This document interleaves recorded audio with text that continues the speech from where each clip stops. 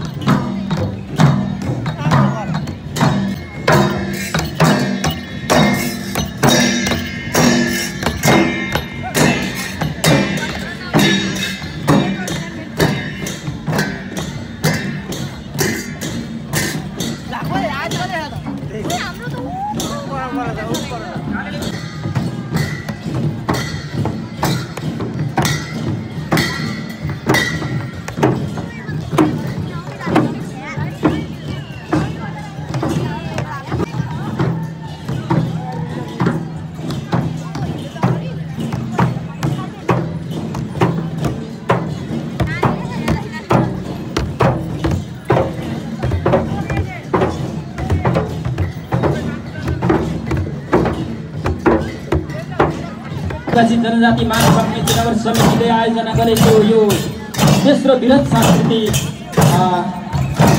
महोत्सवमा लिम्बू समुदायको तर्फबाट केलाङ नृत्यलाई भरपूरताका साथ हामीले नृत्य गरिरहेका छौँ भने यतिखेर खेल सेवा समाजको तर्फबाट पनि आफ्नो चाहिँ नाचलाई अगाडि बढाइराख्नु भएको छ। त्यसै गरी मेची सिमेन्टमा मेचीनगर सबै आदरणीय बुवा आमा दाजुभाइ तथा दिदीबहिनीहरू सँगसँगै नाचिराख्नु भएको छ। सबैजना आमा बुवा दाजु दिदीबहिनीले भरपूर आनन्द र मनोरञ्जन लिइराख्नु भएको छ। यो संयुक्त रूपमा आयोजना गरेको कार्यक्रमलाई हामीले भरपूरताका साथ आनन्द लिइरहेका छौँ। त्यस्तै गरी म आसन ग्रहणलाई थोरै जोड्न चाहन्छु। भुटेल विकास बोर्ड वेस्ट बेङ्गालका चेयरम्यान आदरणीय प्रदीप कुमार खवासज्यू हाम्रो कार्यक्रमलाई चाहिँ हेर्न र आइदिनु भएको छ। उहाँलाई आजको यो कार्यक्रममा अतिथिको आसन ग्रहण गर्न जानको लागि प्रदीप कुमार खवासज्यूलाई हार्दिक अनुरोध गर्न चाहन्छु।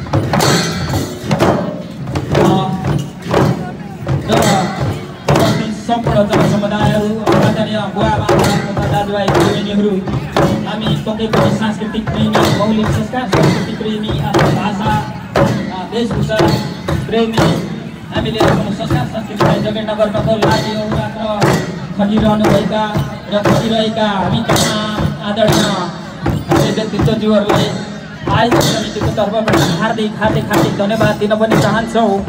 र यो सँगसँगै आज हामी राष्ट्रिय कलाकारहरूको बेजोड प्रस्तुतिलाई पनि अब सँगसँगै यही कार्यक्रममा जोडेर लाने भएकोले यो मेची नगर 6 को काँकरेभिटा प्राङ्गण खेल मैदानको यो प्राङ्गणमा सम्पूर्ण महानुभावज्यूहरूलाई हामी हार्दिक निमन्त्रणा पनि गर्न चाहन्छौँ।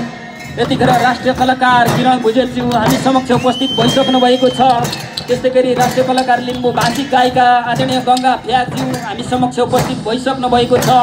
र अबको केही समयमै राष्ट्रिय कलाकार आदरणीय उत्तम जङलाउदीज्यूको पनि उपस्थित हुने नै छ भन्ने जानकारी आइसकेको छ। त्यसै गरी नववर्ष 2082 सालको यो पावन अवसरमा तमाम नेपालवासी, मेचीनगरवासी, सम्पूर्ण बुवामा दाजुभाइ तथा दिदीबहिनीहरूलाई हार्दिक मङ्गलमय शुभकामना आयोजक समितिको तर्फबाट हामी व्यक्त गर्न चाहन्छौँ।